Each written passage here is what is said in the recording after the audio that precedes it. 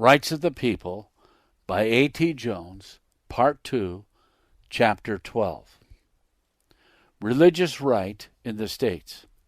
It has been shown in Chapter 5 how that upon the victory of religious right in Virginia in 1787, and the nationalizing of those principles by the example and provisions of the National Constitution made in 1787 to 1789, quote, in every other American state, oppressive statutes concerning religion fell into disuse, close quote, and that the Statute of Virginia then established had since been incorporated, always in its principles and often in its very words, in every state constitution in the Union from that day to this. This was not accomplished in a day, however, in the others of the original 13 states. As also formerly stated, all the other states except Rhode Island had established religion in some form. This was so when the National Constitution was adopted, and being so, each state retaining control of its own peculiar institutions, the National Constitution was not made to prohibit state recognitions of religion, but only that Congress shall make no law respecting an establishment of religion or prohibiting the free exercise thereof. It was hoped indeed that the moral effect of the example of the National Constitution would lead to the extinction of the thing in all the states. But the difficulties attending the creation of a national power at all were so great that it was essential to attend to this one paramount object, and not try to accomplish too much at once and directly, lest nothing at all be done. Abraham Lincoln's statement of the case as to slavery, the civil despotism, is so precisely the statement of the case as to established religion, religious despotism, that it could not be better defined. Therefore, we quote, when our government was established, we had the institution of slavery among us. We were, in a certain sense, compelled to tolerate its existence. It was a sort of necessity. We had gone through our struggle and secured our own independence. The framers of the Constitution found the institution of slavery amongst their other institutions at the time. They found that by an effort to eradicate it, they might lose much of what they had already gained. They were obliged to bow to the necessity. They did what they could and yielded to necessity for the rest. Close quote. Springfield, Illinois, speech, July the 17th, 1858, Political Speeches and Debates, page 160. Read established religions in place of slavery in this passage, and the case is perfectly stated as to that question also. Thus the institution of slavery continued until by a Supreme Court decision perverting the Constitution, an attempt was made to nationalize it when it was abolished even in the states by the 13th Amendment to the National Constitution, which runs thus, quote, Article 13, Section 1. Neither slavery nor involuntary servitude, except as a punishment for crime, whereof the party shall have been duly convicted, shall exist within the United States or any place subject to their jurisdiction, close quote. In order that this amendment might be effective in all its scope, it was essential that the basis of citizenship should be changed. Quote, if we were now to have a broader nationality as the result of our civil struggle, it was apparent to the mass of men, as well as to the publicists and statesmen, that citizenship should be placed on unquestionable ground, on ground so plain that the humblest man who should inherit its protection would comprehend the extent and significance of his title. Close quote, Blaine, 20 Years of Congress, Volume 2, page 311. Accordingly, the 14th Amendment to the Constitution was adopted, the first section of which reads as follows, quote, Article 14. All persons born or naturalized in the United States and subject to the jurisdiction thereof are citizens of the United States and of the state in which they reside. No state shall make or enforce any law which shall abridge the privileges or immunities of citizens of the United States, nor shall any state deprive any person of life, liberty, or property without due process of law, nor deny to any person within its jurisdiction the equal protection of the laws. Close quote. Before this amendment was adopted, there was primarily no such thing as citizenship of the United States. Citizenship of the United States came, except to aliens, only as a consequence of citizenship of a state.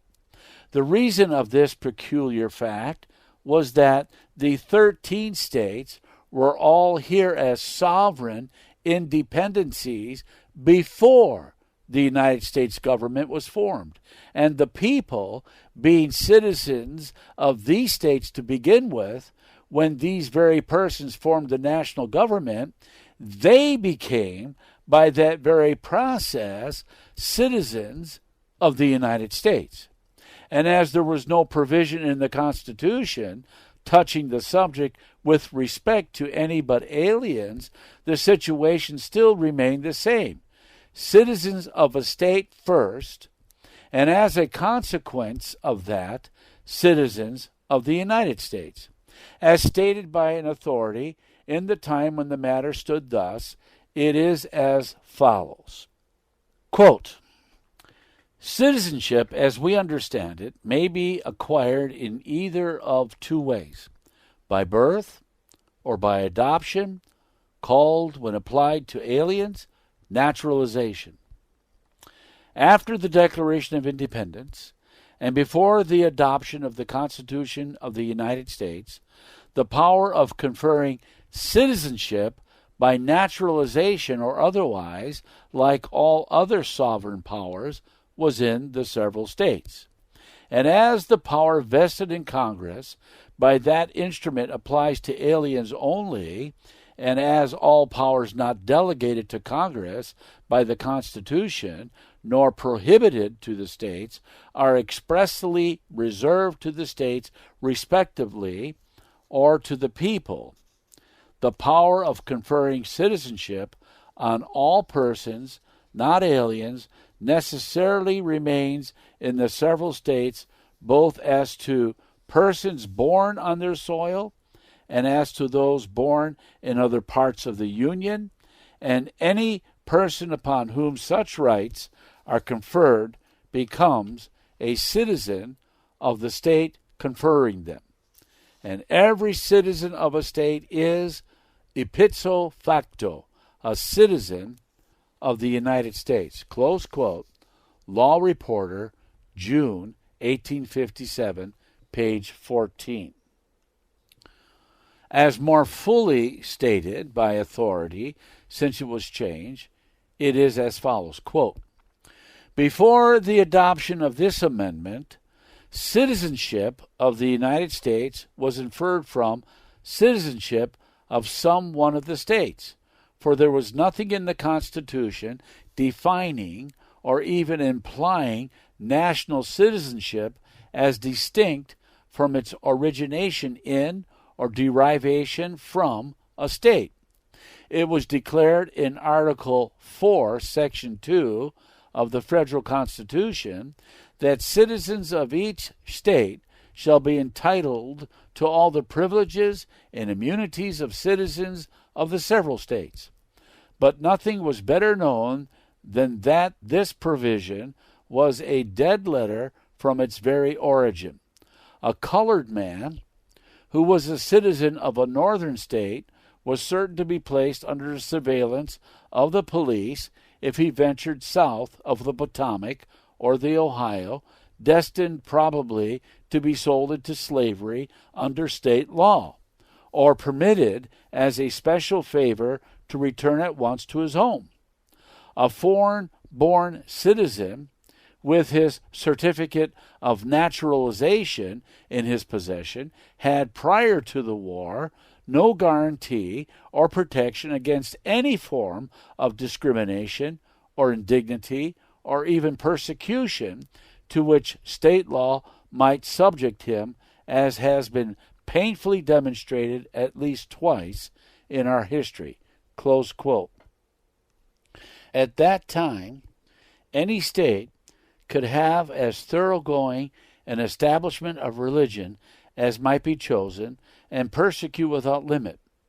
And yet there was no refuge under the national Constitution, because that document only said that Congress shall make no law respecting an establishment of religion or prohibiting the free exercise thereof.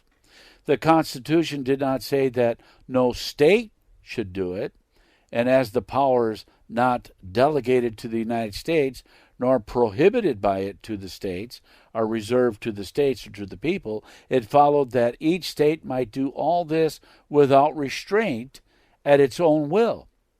The 14th Amendment overturned this. Further, we quote, "But this rank injustice and this hurtful inequality were removed by the 14th Amendment. Its opening section settled all conflicts and contradictions on this question by a comprehensive declaration which defined national citizenship and gave to it precedence of the citizenship of a state. All persons born or naturalized in the United States and subject to the jurisdiction thereof are citizens of the United States and of the states wherein they reside." These pregnant words distinctly reverse the origin and character of American citizenship.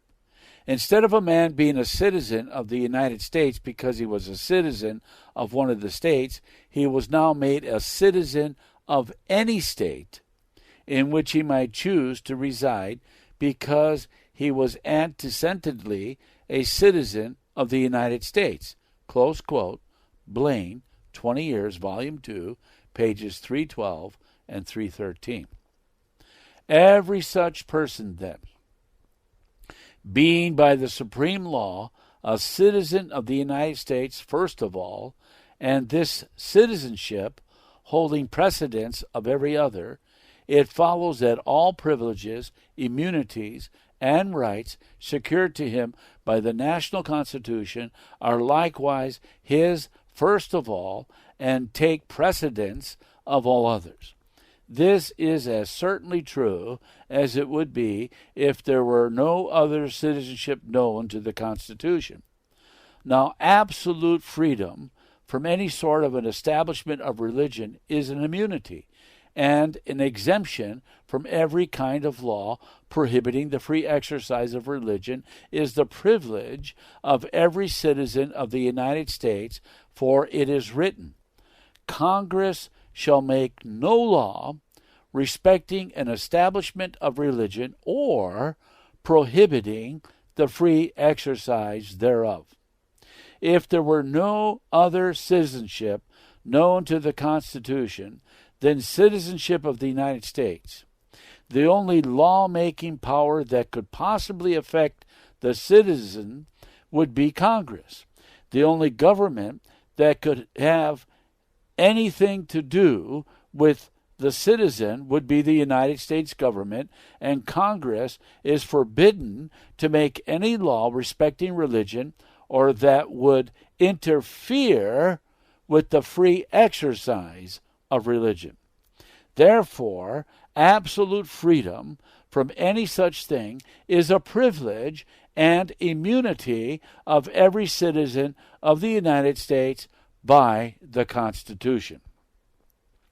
And now the second sentence of Section 1 of this 14th Amendment declares that, quote, no state shall make or enforce any law abridging the privileges or immunities of citizens of the United States, close quote. That is to say, that no state shall make any law or enforce any law already made which abridges, which restricts, which lessens the privileges or immunity of any citizen of the United States to be absolutely free in things religious.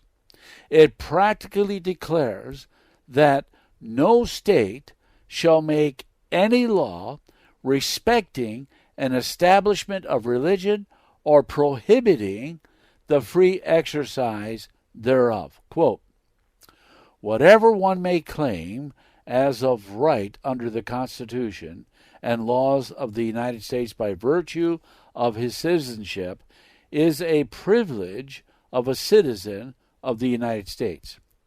Whatever the Constitution and laws of the United States entitle him to exemption from, he may claim an exemption in respect to.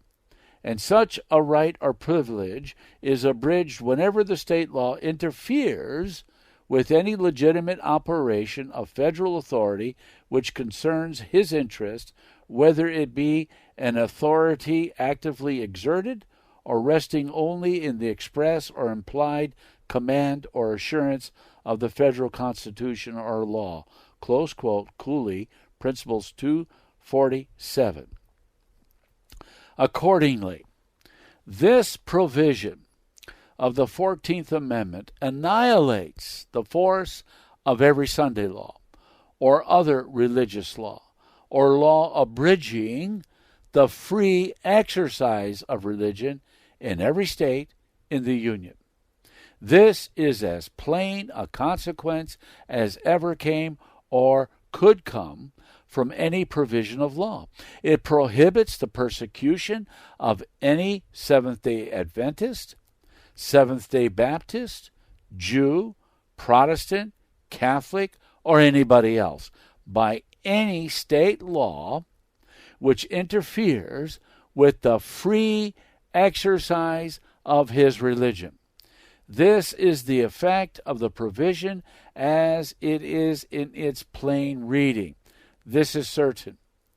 It is no less certain than the intent of those who made it was that this should be its effect. James G. Blaine was one of the leading spirits in the framing of this amendment, and after remarking of the first provision of this section, that it establishes American citizenship upon a permanent foundation, gives to the humblest man in the Republic ample protection against any abridgment of his privileges and immunities by state law, and that the first section of the constitutional amendment, which includes these invaluable provisions, is in fact a new charter of liberty to the citizens of the United States, with the matter before quoted. He continues, quote, the consequences that flowed from this radical change in the basis of citizenship were numerous and weighty, nor were these consequences left subject to construction or speculation. They were incorporated in the same section of the amendment. The abuses which were formerly heaped on the citizens of one state by the legislative and judicial authority of another state were rendered thenceforth impossible. The language of the 14th Amendment is authoritative and mandatory. No state shall make or enforce any law abridging the privileges or immunities of citizens of the United States, nor shall any state deprive any person of life, liberty, or property without due process of law, nor deny any person within its jurisdiction the equal protection of the laws.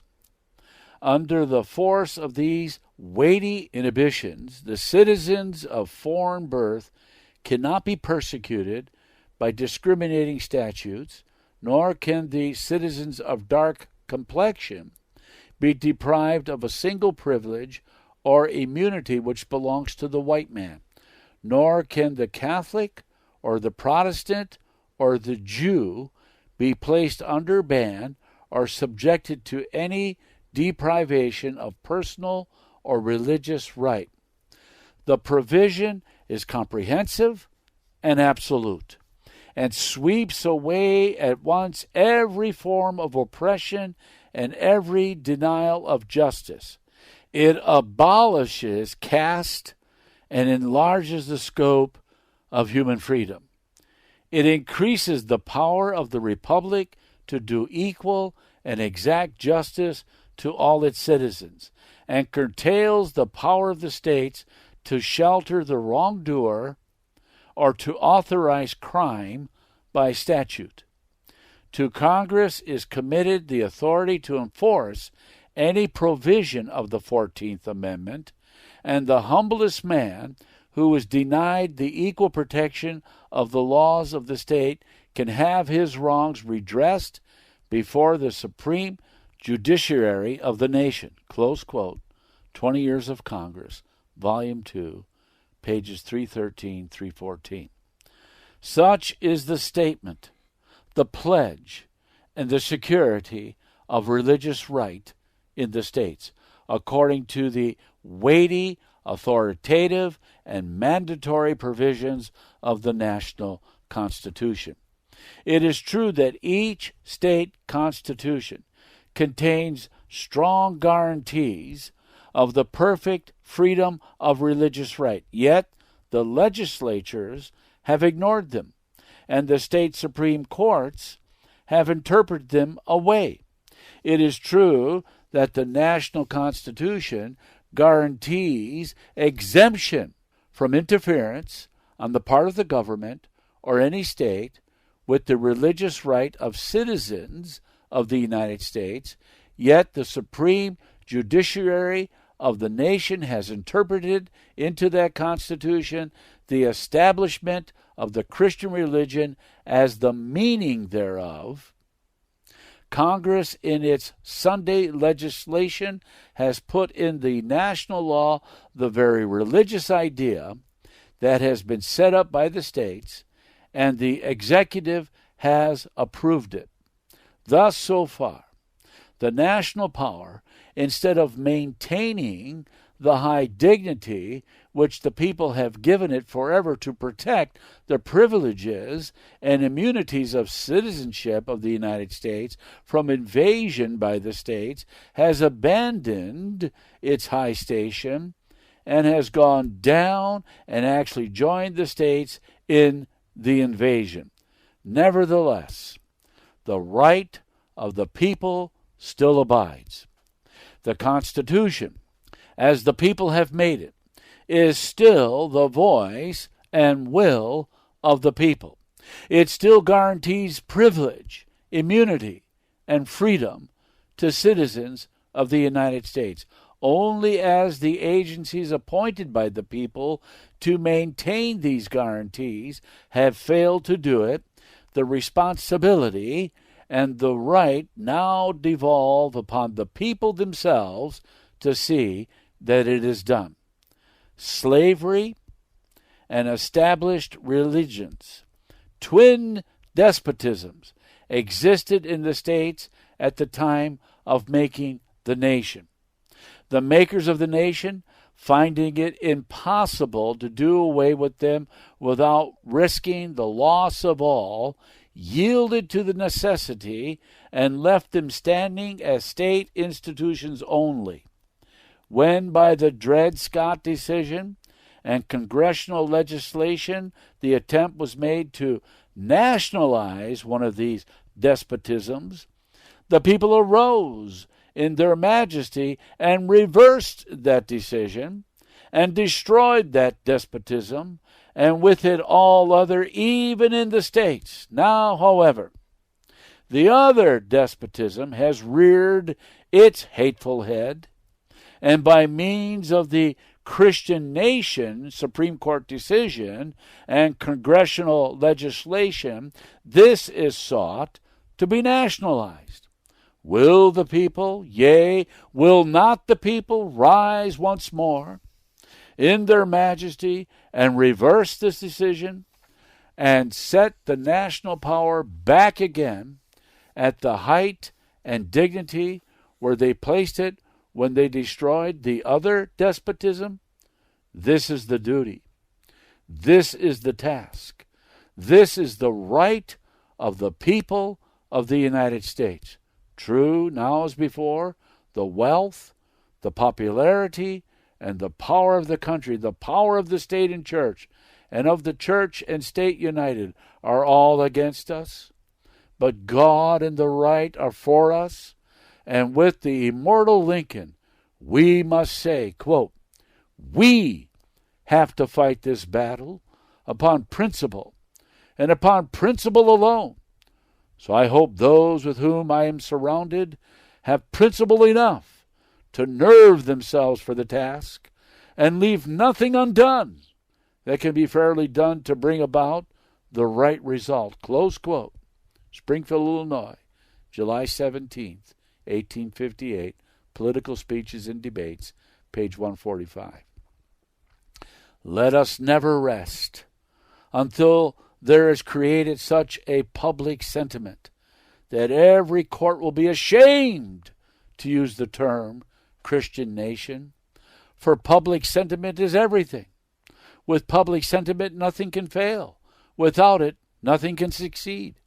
Consequently, he who molds public sentiment goes deeper than he who enacts statutes or pronounces decisions. He makes statutes and decisions possible or impossible to be executed. True, in the effort to create this public sentiment, we shall be unpopular, we shall be scoffed at, we shall be reviled, but in this we are right, absolutely and eternally right.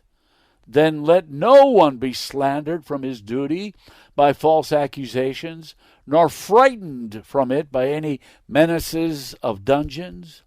Let us have faith that right makes might, and in that faith let us to the end dare to do our duty as we understand it. Many times the people may refuse to listen, as at first, even in his own hometown, they did to Abraham Lincoln against slavery. Once in 1855, in Springfield, Illinois, Lincoln was advised to speak on the slavery question. Mr. Herndon, his law partner, spread great posters through the town, employed a band to march the streets, and had the bells rung to have the people come. Not a soul came to hear but Herndon himself and the janitor of the building.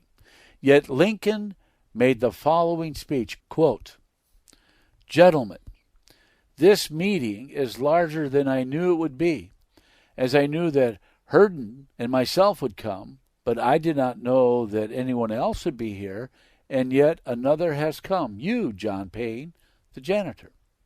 These are bad times, and seem out of joint. All seems dead, dead, dead. But the age is not yet dead. It liveth as sure as our Maker liveth. Under all this seeming want of life and motion, the world does move nevertheless. Be hopeful. And now let us adjourn and appeal to the people. Close quote. So it is now said, to every reader of this book, Let us appeal to the people. Yea, though they will not listen, still let us appeal to the people. It is the only right course. The people must do the work. Will the people awake and arise and assert and maintain the rights of the people? This is the end of chapter 12.